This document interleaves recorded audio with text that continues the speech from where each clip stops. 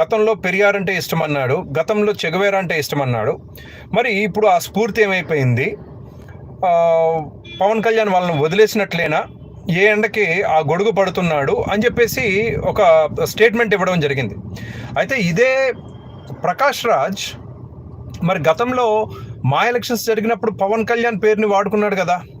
పవన్ కళ్యాణ్ గారి పేరుని వాడుకునే కదా మంచి ఫ్యామిలీని టార్గెట్ చేసింది.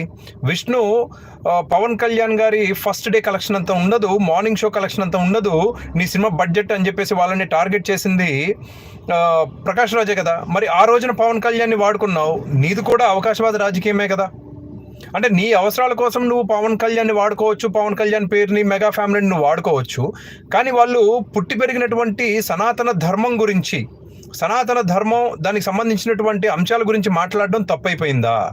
ఇప్పుడు పవన్ కళ్యాణ్ గారు ఏ రోజున కూడాను ముస్లిమ్స్కి సంబంధించింది కానీ, క్రిస్టియన్స్కి సంబంధించింది కానీ, లేకపోతే ఏ మతస్థులకి సంబంధించినటువంటి బోర్డులని క్యాన్సిల్ చేసి సనాతన ధర్మ బోర్డు మాత్రమే ఉంచాలి అని చెప్పేసి ఎక్కడ అనలేదే.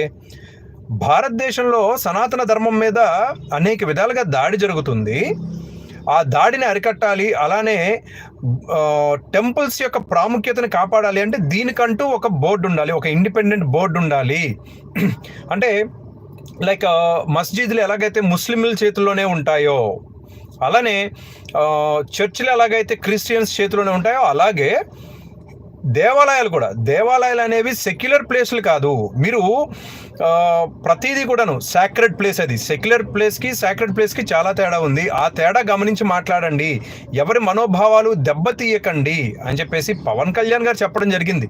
ఇక్కడ ఏ మతాన్ని కానీ, లేకపోతే ఏ ప్రాంతాన్ని కానీ, లేకపోతే ఏ ధర్మాన్ని కానీ ఆయన వ్యతిరేకించలేదు. ఆయన చాలా క్లియర్గా చెప్పాడు, వారాహి డిక్లరేషన్లో చాలా క్లియర్గా చెప్పాడు, నేను పుట్టి పెరిగినటువంటి సనాతన ధర్మాన్ని నేను సంరక్షించుకుంటూనే ప్రతి ధర్మాన్ని, ప్రతి మతాన్ని నేను ప్రేమిస్తాను, నేను గౌరవిస్తాను అని చెప్పేసి ఆయన చాలా క్లియర్గా చెప్పాడు. That is secularism.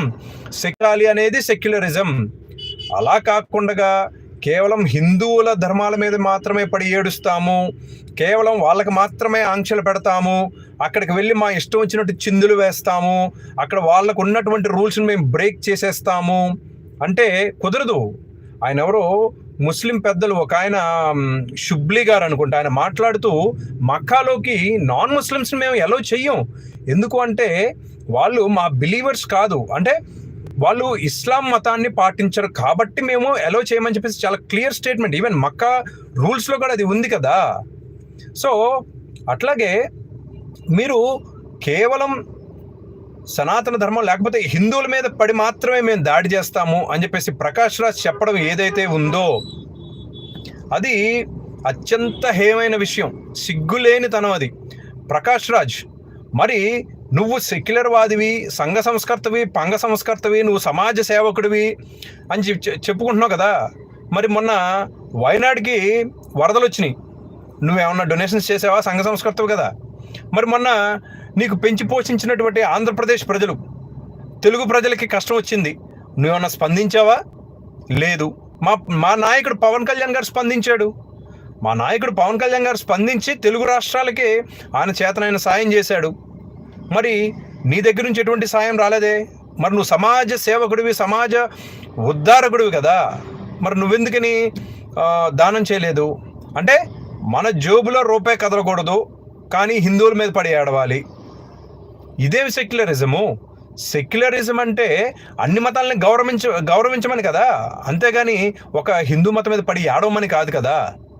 ఒక హిందూ మతం మీద పడి ఆడడం అంటే అది మతతత్వం. మరి ఇప్పుడు నువ్వు ఒకనొక టైంలో చర్చికి వెళ్ళి మరి నువ్వు ఎందుకు ప్రార్థన చేయించుకున్నావు? అంత సెక్యులరిజము, లేకపోతే నీకు దేవుడు అనేది ఒక నమ్మకం లేకపోతే నువ్వు చర్చికి కూడా వెళ్ళకూడదు కదా.